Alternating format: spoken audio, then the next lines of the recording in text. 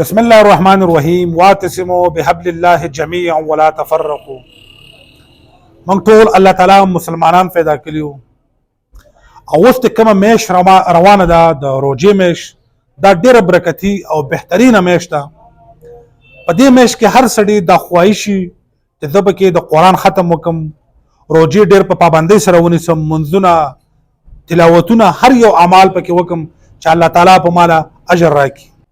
دې ورځ ته او دې میاشت ته د 11 میاشتو نه خلک په انتظار د عبادت او د رحمتونو میاشت را روانه ده، د تلاوتونو د روزو میاشت را روانه ده، د تراویحو د عبادتونو میاشت را روانه ده.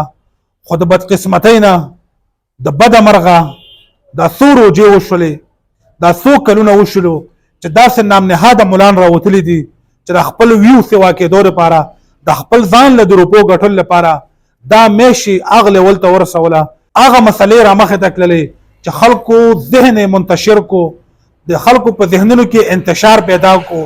هغه د امن میش چې خلکو به په یوه طریقه باندې په یووالي باندې روزې کولې، دا میش کې به افطارانې مناولې، دا خلکو په ذهنونو کې انتشار پیدا کو، په اسلام کې انتشار پیدا کو، په منځونو کې مسلې پیدا کړي، په روزو کې مسلې پیدا کړي، په تراویحو کې مسلې پیدا کړي، صرف د دې لپاره یو بل له چیلنجونه ورکو، یو بل کمزوري ښکاره کو. زه دا نه وایم چې دا د یو فرقې سره تعلق ساتي یا د یو مسلک سره تعلق ساتي.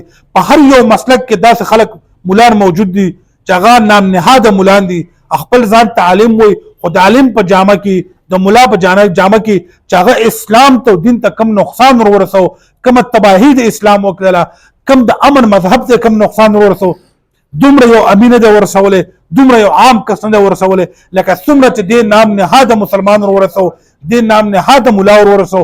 یو بل له چلنج ورکوه، د اسلام په نوم باندې یو بل بدناموه، د اسلام په نوم باندې د یو بل کردارکشي کوه، د اسلام په نوم باندې اسلام بدناموه. نو دا د مسلمانانو توهین دی، دا د اسلام توهین دی، دا د قرآن توهین دی. سوال درته کوو، دا اسلام د امر مذهب دی، دا مه بدناموئ. دا میاشت ډېره قیمتي میاشت ده، دا مه بدناموئ. خپل ځانونه هم تباه کړو، برباد هم کړو، خو دا میاشت او دا اسلام نور مه بدناموئ. والسلام.